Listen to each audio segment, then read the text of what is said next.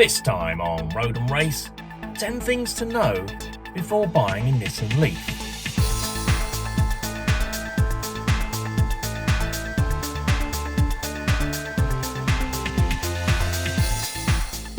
Number 1.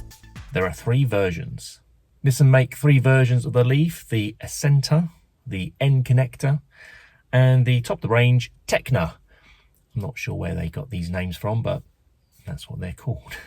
So the N-Connecta starts off at £26,000 and gives you a fair amount of kit: LED headlights, radar guided cruise control, Apple CarPlay, Android Auto, 6-speaker stereo system, rear view camera, front and rear USB ports. Moving up the range, the N-Connecta costs you about £2,000 more, and for that you get front and rear parking sensors with the kind of bird's eye all around view, which is quite convenient for parking. Heated seats, heated steering wheel, you get the bigger 17-inch alloys and part leather seats. The Tecna is the top of the range, costs you another £2,000, and for that you get the what they call the Pro Pilot system, which is essentially the kind of semi-autonomous driving. That's the auto steering on the motorway and the stop-start in the heavy traffic, where it just kind of follows the traffic for you. You get the premium Bose stereo, so you get a subwoofer in the boot, and you also get the option for the fast 100 kilowatt charging, but more on that later. Number 2, 2 battery options. The Leaf comes with the option of 2 different types of battery capacities. You have the 40 kilowatt and the 62 kilowatt battery option. The 62 kilowatt option is known as the E+. So you get 168 miles of range or 239 miles of range, depending on the size of the battery you get. That's the WLTP range. So obviously in the real world, it's going to be slightly less than that. I've been driving the car around in autumn. It's about between 7 and 10 degrees here, centigrade in the UK. I've had the heated seats on, the heater on. I've got about 3.2 kilowatts per mile. So by my calculations, you'll get about 130 miles and 200 miles of range, depending on the battery you buy.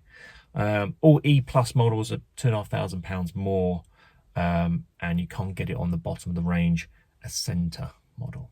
Number 3, 1-foot driving with the E pedal. So normally this electric car works like an automatic, but you can turn on the E pedal button down here, and that allows you to drive the car with 1 foot. It's really quite interesting.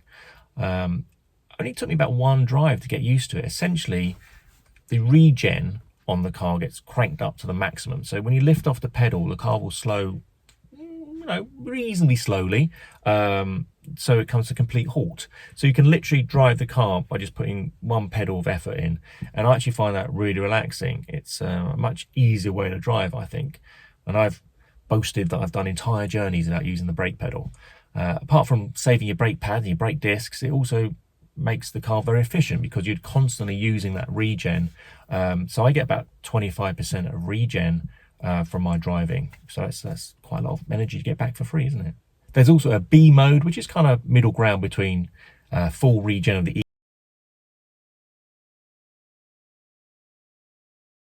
Number 4, the smartphone app.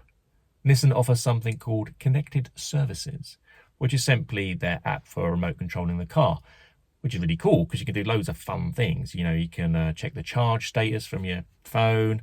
You can check all your stats about your driving, which I like doing. You can turn on the headlights or the horn remotely, if you're parked in a field or it's dark or something, you can't find the car. Very handy. You can also remotely lock it, unlock it. But the best thing about it is that you can be in your house and you can decide you want to go for a drive, but it's cold outside, so you can turn the heater on and it'll make the car lovely and warm, and you can set the temperature it will go up to, and when you get in, it's nice and toasty. Number 5, fast charging. So all models support the 50 kilowatt charging on the CHAdeMO connector. So in essence, if you're stopping for a quick motorway stop, 15 minutes should give you about 40 miles of extra range. If you go for the top range Tecna version, like this one, it supports the fast 100 kilowatt charging, which is obviously twice as fast. So it'll give you twice the range at 80 miles. Number 6, charging cables included. Worth mentioning that Nissan bundle in 2 cables with the car, stowed away in the boot in a nice kind of handy little pouch. You get your 3-pin granny charger plug, and you'll also get your Type 2 kind of rapid charging plug for your home wall point and, charging points across the country. Self-parking. Nissan don't offer many options on the Leaf. You've got those 3 tier levels, and that's kind of it really, apart from choice of paint colour. But if you want to spend £800, you can specify self-parking. What this basically is the car will self-parallel park and reverse park for you. So handy if you're maybe not so great at going backwards. Number 8, the rear view mirror is also a screen. So yes, an option that's standard on a lot of Nissans now is the rear view mirror has 2 modes. It works just like a normal rear view mirror. It's got glass, you can see through the back. If you flip it down, then it activates the TV screen part of it, and it's basically hooking into the rear view camera that's on the back of the car. I was initially a little bit dismissive about this because I thought, it's just one more thing that's going to go wrong, isn't it? But actually, when you use it day to day, it's really good. It gives you a much clearer, wider picture of what's going on behind you. If you've got people sitting in the back, the heads can block the view. But this generally just gives you a much wider, much clearer view of what's behind you. It's especially good at night because it's just more bright. You can see more behind you, and you don't get glare from headlights blinding you in the eyes. So all in all, yeah, nice little feature. Number 9, car colours. Nissan will sell you a Leaf in a range of colours, and also 2-tone colours as well. But the only colour they will give you for free is their red. So if you don't like red, prepare to fork out just a little bit extra cash. Number 10, using your car as a battery for your house. Sounds pretty cool, doesn't it? You can plug this car into your house, charge it up on cheap rate electricity, so at night, 2p, 4p a kilowatt hour.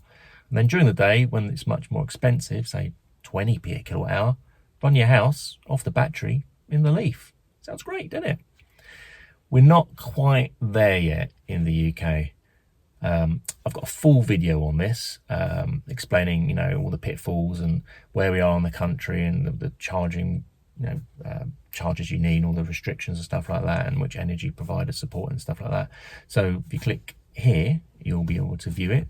And apart from all that, as always, thanks for watching.